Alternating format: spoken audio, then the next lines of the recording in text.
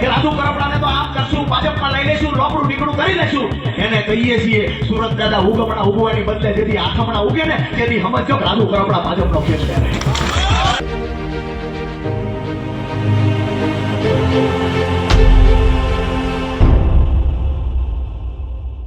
નમસ્કાર મિત્રો, તમારું સ્વાગત છે ધ ટ્રેન્ડિંગ ટોકના ગુજરાતી પ્લેલિસ્ટ ટ્રેન્ડિંગ ગુજરાતમાં. એક બીજ હોય છે, એ જમીનની તિરાડમાં પડે છે. પાણી નથી હોતું, છાંયો નથી હોતો, ખાતર નથી હોતું, પણ તે ઉગે છે. કારણ કે એની અંદર એક જીદ હોય છે, જીતવાની, લડવાની અને ટકવાની. રાજુ કરપડા એ બીજ હતા સૌરાષ્ટ્રની તપતી ધરતી પર, જ્યાં ખેડૂત પોતાનો પરસેવો વેચે છે અને બદલામાં મળે છે માત્ર વાયદા. ત્યાં એક અવાજ ઉઠ્યો, ધીમો નહોતો, ડરેલો નહોતો, સ્પષ્ટ હતો, તીક્ષ્ણ હતો, અને એ અવાજ કહેતો હતો કે કરડા પ્રથા બંધ કરો, ખેડૂતોનો એને હક આપો અને તમારું તાજવું સીધું રાખો.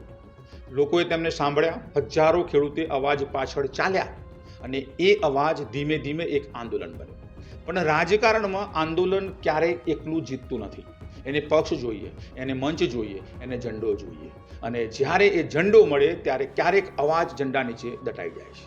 રાજુ આમ આદમી પાર્ટીમાં ગયા, લડ્યા, જેલ ગયા, પણ ઝૂક્યા નહીં.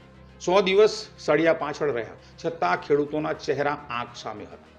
પણ જ્યારે બહાર આવ્યા ત્યારે એ જોયું જે જોવું નહોતું. એ પાર્ટી, પોતાના સાથીઓ અને એક ઊંડો સવાલ, બહુ જ ઊંડો, એક સન્નાટો. અને પછી 9 એપ્રિલ 2026 ગાંધીનગરથી શ્રી કમલમ, ભગવો ખેસ અને એ જ સરકાર જેમને એમને જેલમાં મોકલ્યા, એ જ સરકારના ઘરમાં રાજુ કરપડા ઊભા હતા, સ્વાગત સ્વીકારતા, હસતા મોઢે. આ પ્રેમ નહોતો, આ ભક્તિ પણ નહોતી, આ રાજકારણ હતું. ગુજરાતનું કાચું, કઠોર અને નિર્મમ રાજકારણ. આજે એ જ સવાલ પૂછવાનો છે, શું રાજુ કરપડા બદલાઈ ગયા, કે આ વ્યવસ્થા એવી છે કે જે દરેક અવાજને એક દિવસ પોતાનામાં ગળી જાય છે? આપણે આ જવાબ શોધવાનો પ્રયાસ કરીશું. ઓક્ટોબર 2025 ગુજરાતનું બોટાદ જિલ્લાનું એક નાનકડું ગામ હળદળ. દૂરથી ભરાયેલું એક મોટું મેદાન, અને એમાં હજારો ખેડૂતો ભેગા થાય છે. કોઈના હાથમાં હથિયાર નહોતા, કોઈના હાથમાં ઝંડા પણ નહોતા. માત્ર એક માંગ હતી, અમારા કપાસનો સાચો ભાવ આપો. પણ આ ભીડમાં એક ચહેરો સૌથી અલગ દેખાતો હતો. એક યુવા નેતા રાજુ કરપડા, જે માત્ર ભાષણ નહોતો આપતો, પણ ખેડૂતોની જિંદગી જીવી રહ્યો હતો. પરંતુ સવાલ એ છે કે જે માણસ સિસ્ટમ સામે લડી રહ્યો હતો, એ જ માણસ થોડા મહિનાઓમાં સિસ્ટમનો ભાગ કેમ બની ગયો? આ કહાની માત્ર એક નેતાની નથી, આ કહાની છે ગુજરાતની રાજનીતિના એ સત્યની, જ્યાં આંદોલન જન્મે છે, નેતા ઊભો થાય છે, નેતા ઉગે છે, અને પછી એક દિવસ એ જ નેતા એ જ વ્યવસ્થામાં સમાઈ જાય છે, ભળી જાય છે. જેની સામે તે લડી રહ્યો હતો, જેની સામે તે અવાજ ઉઠાવતો હતો, સવાલ ઉઠાવતો હતો. અને કદાચ તમે આ કહાની પહેલાં પણ જોઈ છે, બસ ચહેરા બદલાયા કરે છે. 16 ઓક્ટોબર 2025 એ દિવસ, જ્યારે હળદળમાં થયેલી મહાપંચાયત અચાનક યુદ્ધના મેદાનમાં ફેરવાઈ ગઈ. પોલીસે આ મહાપંચાયતને ગેરકાયદેસર જાહેર કરી, આંસુ ગેસના ગોળા છોડાયા. એ પછી લાઠીચાર્જ થયો, અને એક તરફ ખેડૂતોનો આક્રોશ, બીજી તરફ પોલીસનો દાવો કે પથ્થરમારો પહેલેથી વેલ પ્લાન હતો. પણ આ બધાની વચ્ચે જે થયું એ રાજુ કરપડાની જિંદગીનો સૌથી મોટો વળાંક બની ગયો. કારણ કે આ ઘટનાના થોડા દિવસોમાં જ રાજુ કરપડાની ધરપકડ થઈ, અને એમના પર લગાડવામાં આવી 307 હત્યાના પ્રયાસનો ગુનો. હવે વિચારો, એક ખેડૂત નેતા સીધો એટેમ્પ્ટ ટુ મર્ડરના કેસમાં 100થી વધુ દિવસ જેલમાં વિતાવે છે રાજુ કરપડા. પણ અહીંથી શરૂ થાય છે આ સ્ટોરીનો સૌથી મહત્વનો ભાગ. કારણ કે જ્યારે રાજુ જેલમાં હતા ત્યારે સવાલ ઉઠે છે, એમની પાર્ટી ક્યાં હતી? રાજુનો આરોપ છે કે એકલા એમને છોડી દેવામાં આવ્યા. હાઈકોર્ટમાંથી એક કાબિલ વકીલ મોકલવાની ખાતરી આપી હતી, પણ એ વકીલ પણ ન આવ્યા. આ એમનો આરોપ છે. અને અહીંથી એક બીજું નેરેટિવ જન્મે છે કે શું રાજુને ઉપયોગ કરીને છોડી દેવામાં આવ્યા? અને મિત્રો, જ્યારે પણ ખેડૂત નેતાની કોઈ ધરપકડ થાય એટલે આખા રાજ્યમાં એક સેમ્પથી ગેન થાય. આ સેમ્પથીનો ઉપયોગ કરીને આમ આદમી પાર્ટી એમને છોડી દીધા. બીજી તરફ આમ આદમી પાર્ટી કહે છે કે આ બધું રાજકીય દબાણનું પરિણામ છે. ગોપાલ ઇટાલિયાનો સીધો આરોપ છે કે રાજુ પર કેસ હતા, દબાણ હતું, અને એ દબાણે એમને અંદરથી તોડી નાખ્યા. અને હવે એ સવાલ એ નથી કે કોણ સાચું છે, કોણ ખોટું છે. સવાલ એ છે કે સત્ય ક્યાં વચ્ચે છુપાયેલું છે. કારણ કે રાજકારણમાં સત્ય હંમેશા સીધું નથી હોતું, એને સમજવું પડતું હોય છે. અને પછી આવે છે 11 ફેબ્રુઆરી 2026, એક નિર્ણય જે આખી ગેમ બદલી નાખે છે. રાજુ કરપડા આમ આદમી પાર્ટીથી રાજીનામું આપે છે.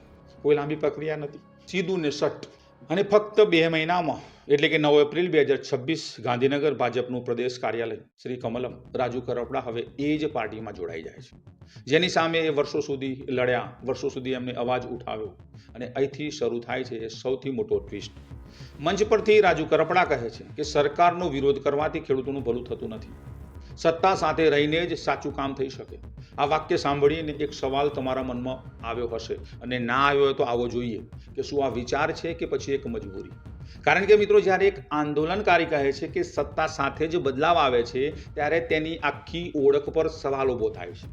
જો તમે ઇતિહાસ જુઓ તો આ એક નવી કહાની નથી. 2017માં હાર્દિક પટેલે પણ આ જ કર્યું. એ પણ એક આંદોલનનો એક ભાગ હતો, એક ચહેરો હતો, લાખો યુવાનોની આશા હતી. પણ આજે એ જ સિસ્ટમનો ભાગ છે અને અહીંથી એક પેટર્ન દેખાય છે. આંદોલનથી સત્તા સુધીની સફર, અને એ સફરમાં ઓળખ ક્યાંક ખોવાઈ જાય છે. અને અહીંયા રાજુ કરપડાના કેસમાં એક ગંભીર એંગલ છે જે ઘણી વખત અવગણાઈ જાય છે. રાજુ કરપડા પર હજુ પણ કલમ 307નો કેસ ચાલી રહ્યો છે. તેઓ જામીન પર આજે પણ બહાર છે અને હવે એ જ પાર્ટીમાં છે કે જેની સરકારે એમની ધરપકડ કરી હતી. તો શું આ માત્ર એક રાજકીય નિર્ણય છે કે પાછળ કંઈક બીજું? આ સવાલ આમ આદમી પાર્ટી પણ પૂછે છે, સૌરાષ્ટ્રના ખેડૂતો પણ પૂછે છે અને ગુજરાતમાં પણ આ એક ચર્ચાનો વિષય છે. અને મિત્રો, રાજકારણમાં પરસેપ્શન એટલે લોકો શું માને છે એ ઘણી વખત સત્યથી પણ વધારે અસરકારક હોય છે. જો લોકોને લાગશે કે આ એક ડીલ હતી તો એ ધારણા જ રાજુની સૌથી મોટો પડકાર બનશે. પરંતુ આ એક બીજો દ્રષ્ટિકોણ પણ છે. ભાજપે રાજુને ફક્ત જોડ્યા નહીં, ફક્ત 24 કલાકમાં એમને મૂડી બેઠક પરથી ઉમેદવાર જાહેર કર્યા. આ એક સ્પષ્ટ સંકેત છે, સ્ટ્રેટેજિકલ વ્યૂહરચના. એટલે કે એવા નેતાઓને પોતાની અંદર ભેળવી લેવા જેમનું ગ્રાઉન્ડ પર રિયલ ઇન્ફ્લુઅન્સ હોય. અને હવે આખી ગેમ અહીં આવીને અટકે છે. રાજુની તાકાત શું હતી? એ તાકાત હતી એક એવા નેતાની છબી જે સિસ્ટમ સામે ઊભો હતો. હવે જ્યારે એ સિસ્ટમનો ભાગ બની ગયા છે તો શું એ લોકો એમની સાથે એ જ નજરે જોશે? આગામી સ્થાનિક સ્વરાજ ચૂંટણી આનો જવાબ આપશે. કારણ કે ત્યાં કોઈ નેરેટિવ કામ નથી કરતું, ત્યાં ફક્ત ગ્રાઉન્ડ રિયાલિટી કામ કરે છે. અને જો ખેડૂત આજે પણ રાજુ સાથે ઊભા રહેશે તો એ જીતશે, અને જો નહીં તો આ રાજકીય નિર્ણય રાજુ કરપડા માટે સૌથી મોટો જોખમી સાબિત થશે. અને છેલ્લે એક મોટો સવાલ, શું ભારતમાં એક આંદોલનકારી અને એક સફળ રાજનેતા એક સાથે બની શકાય? ઇતિહાસ કહે છે બહુ મુશ્કેલ છે. કારણ કે જેમ તમે સિસ્ટમનો ભાગ બનો છો તો તમે એક મર્યાદાઓમાં બંધાઈ જાઓ છો. તો હવે નજર રાજુ કરપડા પર છે. શું એ સિસ્ટમને બદલી દેશે કે સિસ્ટમ એમને બદલી દેશે? શું ખેડૂતોને સાચે ફાયદો થશે કે આ ફક્ત એક રાજકીય ટ્રાન્ઝેક્શન રહેશે? અને સૌથી મોટો સવાલ, શું સૌરાષ્ટ્રનો ખેડૂત આજે પણ રાજુ કરપડાને એ વિશ્વાસથી જોશે? કારણ કે મિત્રો, રાજકારણમાં એ જ વસ્તુ સૌથી કિંમતી હોય છે, વિશ્વાસ. અને એક વખતે તૂટી જાય તો એને ફરીથી બનાવવો સૌથી મોટો મુશ્કેલ બની જાય. તો મિત્રો, આ છે ગુજરાતની રાજનીતિની એક એવી કહાની જે હજુ પૂરી થઈ નથી. આગળ શું થશે એ તો આવનારો સમય નક્કી કરશે. તમે શું માનો છો? રાજુનો નિર્ણય સાચો હતો કે એ રાજકીય દબાણનું એક પરિણામ હતું? તમારો અભિપ્રાય જરૂરથી કોમેન્ટમાં જણાવજો. કારણ કે આ ચર્ચા અહીં અટકવાની નથી મિત્રો, આ ચર્ચા તો જસ્ટ શરૂ થઈ છે. તો મિત્રો, મળીએ નવા વિડીયોમાં નવી વાતો સાથે, નવી ચર્ચા સાથે. ત્યાં સુધી તમે સેફ રહો, સલામત રહો. જય હિન્દ, જય ભારત, જય ગરીબ ગુજરાત.